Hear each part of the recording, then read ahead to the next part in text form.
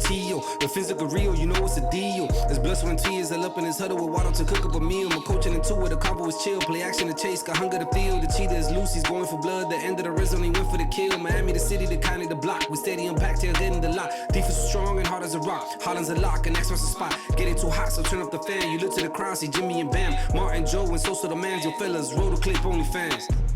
Hey guys, welcome back to the channel and welcome back to OnlyFans, a Dolphins postgame show presented by Sports with Soso. I'm your host, Joel, and before we get started, please make sure to subscribe if you haven't already, and if you have subscribed, please make sure to hit that like button and comment as well. Now, with me today, I got the boys, the usual suspects, you know, my wolf pack. Oh! Shout out to Soso, Mr. Oh, he's unmuted this week. I was going to call you Mr. Mute yourself and talk in the intro. But we got Soso, the host of Sports with Soso, and we got Martin from 2 Now. What's going on, fellas? What's up, man? What's up? How's it going? Another dub. I'm real good now. Wins. Yes, sir. Yes, sir. Nothing like a W, man. Martin, this one's gonna be an interesting one for you, bro. But about it for those lashes that you're gonna get right now. You can come at me, man. We're gonna go in on this game, but man, it was a great game. The Dolphins survive on the road against the Detroit Lions. We beat them 31-27 to go 5-3 now. Now we're tied up with the Jets. You know, we split. We're right after them, right, or half a game behind because they beat us. Yeah. But great performance from the offensive end of the ball. The defense did what they had to. Couple of moments there where they kind of, flustered, seemed a little flustered in the beginning of the game, but tightened up as the game went on and resulted in a second straight victory for a second straight week. Boys, how you guys feeling? For me, I'm really happy, man, because we got to see a real good performance entirely from the offense from the beginning of the game. And the defense stepped up when it had to, and getting a road win against a team that's struggling like they are is never easy. Yeah, to be honest, I felt like it was going to be a high-scoring game. I was happy to see that, again, from beginning to end, we finally saw, again, my opinion, first quarter to fourth quarter, the offense looked like it gelled. Although, again, the run game wasn't there, but the passing game, Tua played very well. Hill was just crazy good, man. I was telling people, I'm like, I used to think he was a gadget player. I'm one of those guys. When he first came into the league, I thought he was a gadget player, but that guy's proved me wrong completely. Bro, it's his speed. It's just that explosivity that he has off the line. And there's one play that I remember from the game that I know Tua is going to catch some heat on that he underthrew Tyreek. Tyreek had just got behind both defenders and took off. And had he thrown that ball a little bit sooner maybe or put a little bit more on it, Tyreek would have maybe got the touchdown, but Tyreek still was able to come back and make a play. Have a day, young man. 12 catches, 188 yards. His longest one was 42, and that's on 14 targets. And it just shows you. It just shows you how good Hill was. That he took away the ball from the defender because it was underthrown. Go ahead, my bad. The man killed it. You know what I mean? He's leading the NFL in not only receptions with 69 and yardage right now with 961 yards on the season. We're not even 10 games in.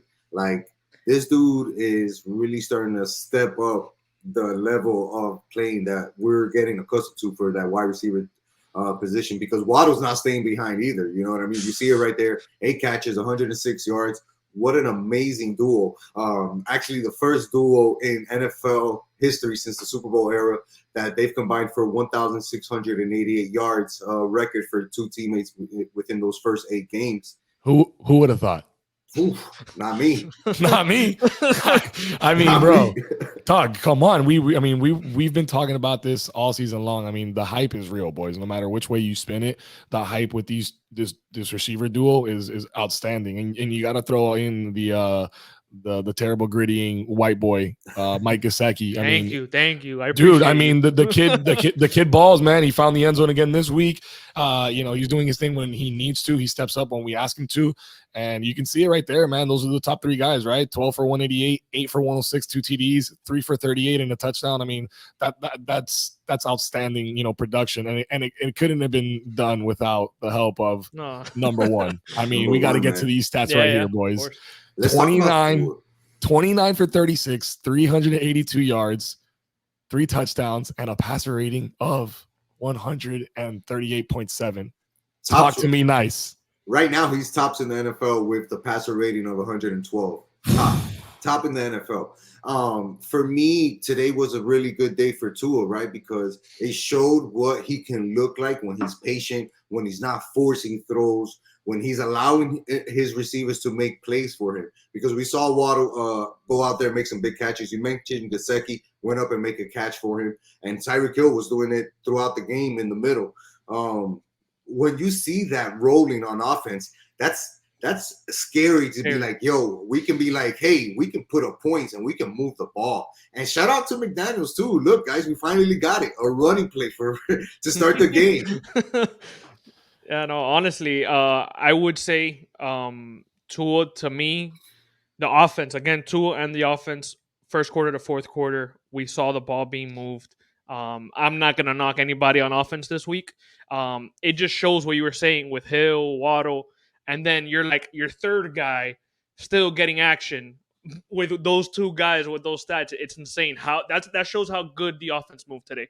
That although it was only 3 catches, 38 yards, you're like you still had stat lines under them after seeing like Madden type numbers from Hill and Waddle. Right. And real quick, just before Joel gets back on, they were big catches. Gesicki had 2 big catches, one for a first down, the touchdown, and Sherfield had another big catch today for a first down. So when you get those other production catches from everybody else, they're really making the difference in the game. Absolutely. And man, Tua, I just can't say enough about the guy. I mean, he did what he needed to do, right? This is one of those games that we were like, dude, we're on the road, but it's Detroit. They're struggling. We know that they kind of are, I wouldn't say similar to us, because maybe similar to us and what we were a couple of years, right? With Dan Campbell as their coach and some. Yeah, very young team and a coach who's a player's coach, doesn't have a whole lot of experience for scheming and things like that. He kind of leaves that to his coordinators. And, we needed this win. This was pretty much a must win for us. With the AFC being as tight as it is, even though we were on the road, we needed to tough it out. And we did just that. The offense clicked. McDaniels looked great. And so you pointed out, yeah, we ran it on the opening play. I think McDaniels at this point, he's just mocking me. Why? Because he ran it on the opening play, but then he only gave me Raheem Mostert 13 more carries. Oh, 13 more. Yeah, he had 14 in total, 64 yards. His longest run was a 13-yard run, which I think came late in the game. One of those came late in the game or whatnot. But he's just mocking me at this point, man. I need this guy, not just because I have him on a fantasy team, but just because I feel like it helps the flow of the game, man. And give this guy 6 more carries. Who knows what he would have done with those 6 extra carries, if you give him 20 touches. Well, at the very least, we see that Mostert is doing the most with the carries that he's getting, right? Like, I see what you did there. He's getting the impact plays, right? When he gets the ball, he knows he has to go for 7-8 yards. You know what I mean? Rare are the times that he gets stopped for 3 yards or even no gain on the play. Those are things, like I said, that maybe they don't pop out on the stats, but definitely when you're looking at how the drive is developing, those are the things that add up to make it easier for the offense to throw the ball down the field. I'm a proud contributor of this show after what I've been hearing this last couple of minutes. It just makes me want to tear up, man. Yeah, the game flow is literally what I've been saying all year. I feel like Mostert's not gonna hurt your offense. He's just gonna make it that much stronger. And he shows it anytime he touches the ball, I feel. So, yeah, Mostert had those 14 carries. But what I was saying is that literally you see that anytime he has involvement in the offense, it just looks that more cohesive. When you're not seeing Tua just draw a step back, make passes, the game flow is a lot different. And Tua brought it up in the 5th quarter that in the actual, whatever the show, that with 36 pass attempts, only 2 sacks, that's not bad for a banged up O-line that's been struggling as of late. And then obviously with Armstead coming back, it just looks all that much better. Yeah. Armstead had I think he had an offensive penalty early on in the game. Eichenberg, I think, went down at some point. He's done for the year. No way. What was it finally? It was his knee, and it did not look good. Carted off the field, man. They didn't show the replay again. That's how I think how bad it was. They said they didn't, but they put a clip out on Twitter or something like that I saw. It looked. Twitter always gets it. Yeah. They don't miss a beat, man.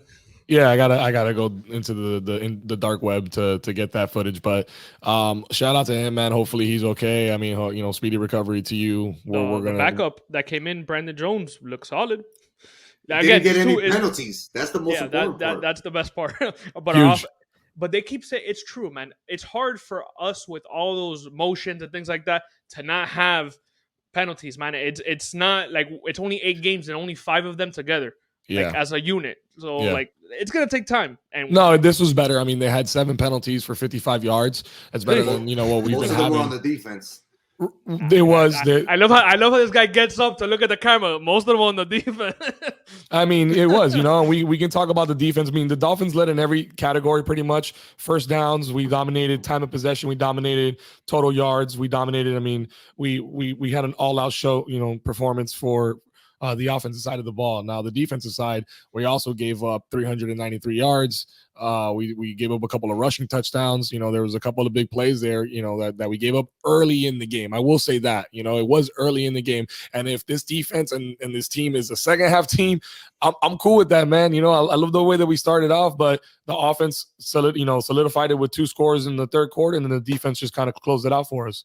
Before you guys start, go ahead. I'll listen. Go ahead. I'm not cool with that. Here's my thing, right?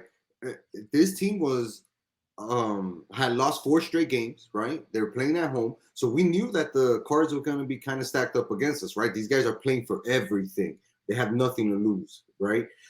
We have a lot to play for. We're still on the hunt for the playoffs, trying to keep pace in our division. For this defense to give up 27 points and a half to a team led by Goff, who's been struggling. And even still, those 2 touchdowns, I'll give them a pass because they were short yardage touchdowns. It's not like the guy ran it for 20 yards or something like that. They were inside the 10 when the Dolphins gave that up. But just the fact that they put themselves in a position like that where they're in a space to give up 27 points, any other team that's a playoff team that we're going to be facing down the road, they would have put up a touchdown damn near every single play. And maybe we don't force them into a field goal here or there, All right, so now it's my turn. I'm gonna agree with you. The first half, the points shouldn't have been there. They go on the first drive, score very easily, come back after the turnover on offense, and they get a short field position. They take advantage of that. They end up scoring on their first 3 drives. They scored a touchdown. But 5. the bright side, what? They scored on their first 5 drives. No, I know, but touchdowns. I meant touchdowns. Okay. So they scored touchdowns in their first 3 drives, which is not what you want to see. But their 4th drive was a field goal. Their 5th was a field goal, but it happened after the fake punt. So let's just say 24 points. Okay, again, I'm not giving them an excuse. I'm just saying. But look at the second half. They cleaned things up, and I message you guys into the 4th quarter to only allow 27 yards in the second half with a team that's banged up all around on the defense, man. The pressure on the D-line sucks. I will say, I didn't see anything today. That O-line looked great compared to what we were seeing on our D-line. What you just mentioned right there, Martin, is exactly what, my sentiment right there. We were banged up. This is not anything new. We've been banged up. We lost Brandon Jones last week. We're still struggling in that secondary. We're signing guys to the practice squad or trying to figure out before the trade deadline who's available. And, again, we started off cold, but we came back. We tightened up. We saw some plays being made, by guys that are, Xavier Howard had a huge play where he just laid out Amon-Ra St. Brown, like kind of late, stopped him short of a first down. Mm-hmm. I saw Kader Kohu have a big play at the end of the game. I think that forced that turnover where we got the ball and ultimately we're able to just get a couple of first downs and eat the clock up. If we can, get through these games right now, right? These, I don't want to say easy games, but some of these easier opponents, I guess. I mean, I don't know how else to put that, but if we can get through that and get healthier and figure out who's going to be, the guys to Soso's point, the ones that are going to be the playoff guys, right? The guys that when we need them to get to the playoffs or in the playoffs, they're going to step up.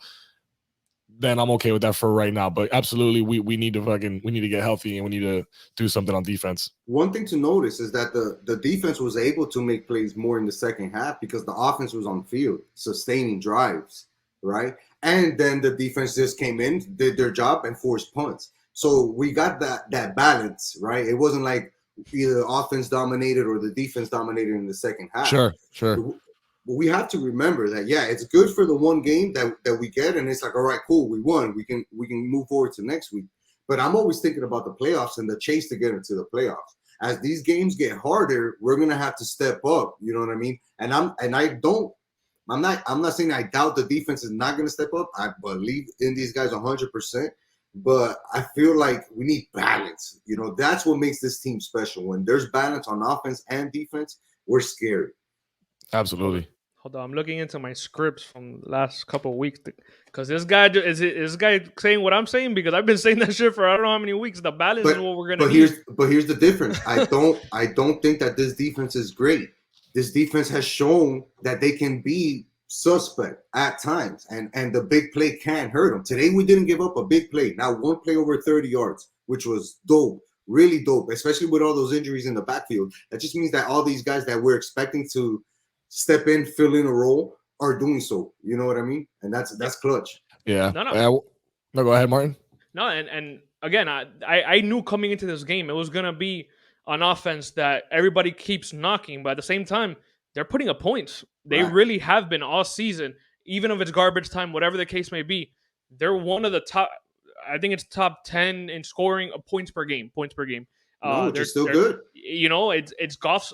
I get it. Golf is golf at the end of the day. But the offense, when healthy, with Swift back, Williams running the ball, it could be dangerous for a team that's sleeping on them. It really can be. Swift hurt us today. He hurt us today, catching the ball and running it. Yeah, Jamal hurt us even more. It was a little plug-in, so I'll take it. Yeah, but that's what he is. He's a damn vulture, is what he is. Yeah, I'll take him. I got Swift, man. Somebody I need was Swift to playing get against those. him. Come on, son. Yeah. What type of show is this? I know. I had so many mixed feelings because I had Amon-Ra St. Brown, I had DeAndre Swift, I had a couple guys, so I had mixed feelings. But hey, we got the W, boys. And we all kept that matters. Hopkinson in check, and that dude's a beast. Yeah, he had one big play, I think for like 15 yards, something like that. I think that might have been the biggest one I can remember. But yeah, man, great win on the road. Next week, we stay on the road, but this time we're in Chicago taking on the Bears at 1 o'clock.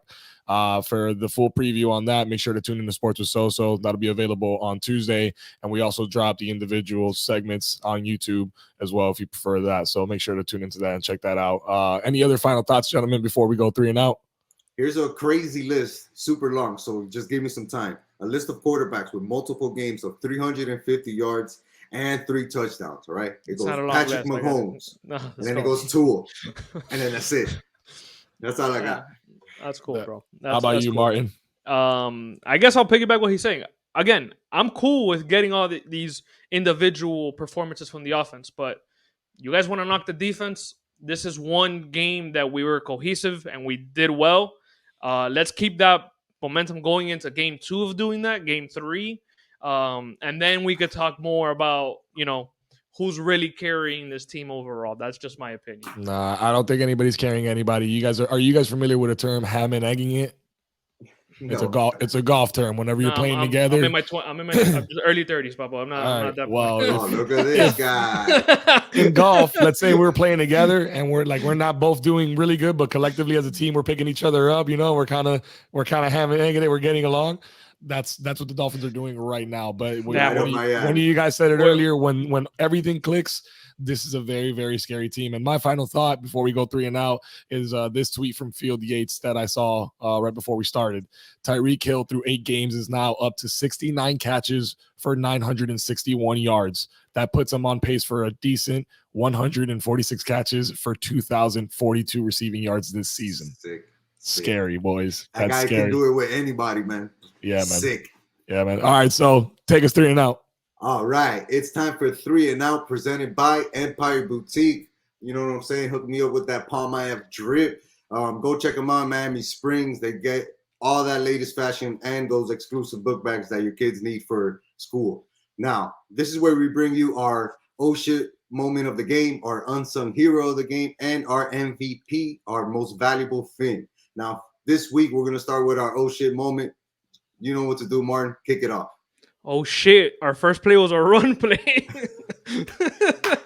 Yo, Martin, I'm not going to lie. I'm going to give you guys a little sneak peek behind the curtain. Martin, I actually told these guys before the game started, like, yo, watch them. I bet whatever that these guys are going to run the ball. It only took 8 weeks. Nah, it only took 8 weeks. But Martin was like, let me know what I owe you. And I was like, I'm just happy he did it. Yeah, Joel, what's your oh shit moment? Man, my oh shit moment of the game was a rush by Tua. He had 5 rushes for 19 yards in total, but he had one of them that was for 18 yards, where he realized there was nothing out there, had a wide open lane and a blocker downfield, started running it, and I thought to myself, oh shit, something good is going to happen or something bad is going to happen. Luckily, something good happened. He picked up the first down, kept the chains moving. I think ultimately set up a score for us. That was my oh shit moment of the game. It's good to see the boy, not scared to just take the ball downfield, tuck and run, and still get in there and be active. And he slid for one too, so he's learning. My oh shit moment of the game was Braylon Sanders. Unfortunately, his first catch in the NFL and his first game in the NFL, where he fumbled in the fourth quarter and gave the Detroit Lions excellent field position to get that second score to go up 14-zip. He's got to know that in the NFL, when you're a big dude, a big target, and you're running across the middle, you're gonna get hit 99% of the time. So you got to take care of that football. That kind of had me like, oh shit, what's gonna happen here? And definitely going down 2 touchdowns in the beginning was not good.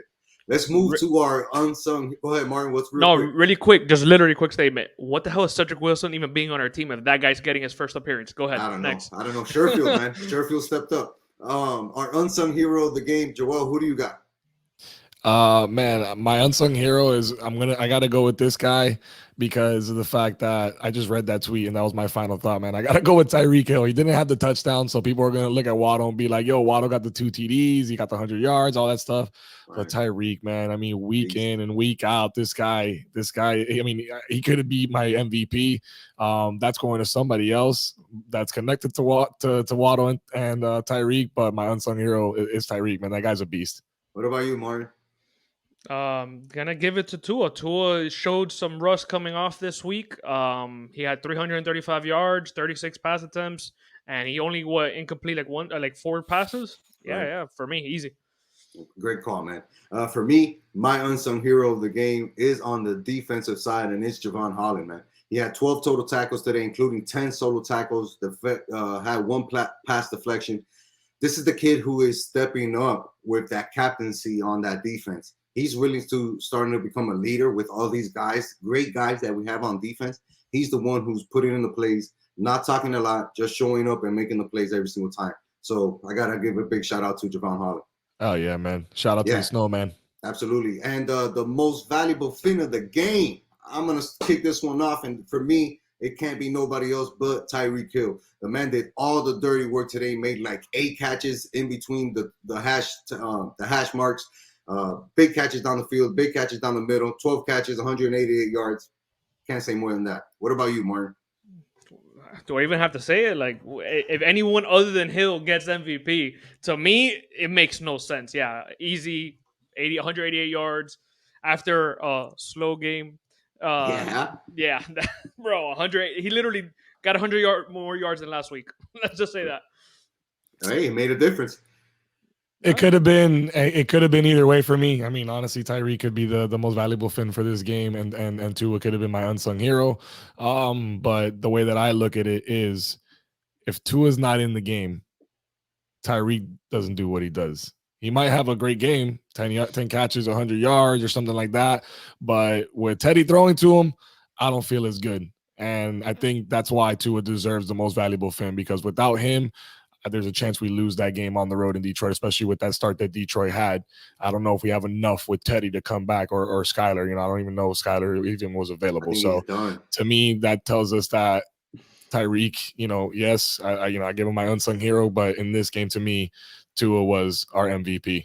So shout out to him. 82 yards, man. Nothing to sneeze at. Yo, 80% completion percentage, my kid. Sick, man. Sick. My kid, my son, my guy, my bro. This guy's got me tongue-tied, bro. This guy's got me tongue-tied because nobody believed in him, bro. Where are the Herbert guys at, bro? They messed up. They should have gone with Herbert. Yeah. All right, bro. That story's slowly but surely fading away. And more importantly, this win is huge. 5-3 in the division. And overall, now we're moving to 2-1 in the division. Jets get a lose today. We see what the Buffalo Bills are doing. We just got to keep getting those dubs and put them back to back to back. Oh yeah, man. Boys, this was another great episode. Thanks again for jumping on and joining in. Next week's going to be a great one. We'll do it all again next week. So everybody have a good week.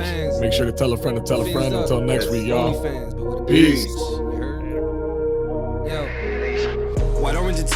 The Phans look real, you know it's a deal. There's blood, sweat, and tears all up in his huddle with water to cook up a meal. My coaching in two with the combo was chill. Play action to chase, got hunger to feel. The cheetah is loose, he's going for blood. The end of the red only went for the kill. Miami, the city, the county, the block. We steady impact, tail getting the lot. Defense is strong and hard as a rock. Holland's a lock, and next one's a spot. Getting too hot, so turn up the fan. You look to the crowd, see Jimmy and Bam. Martin, Joe, and Sosa the mans. Your fellas, roll the clip, only fans.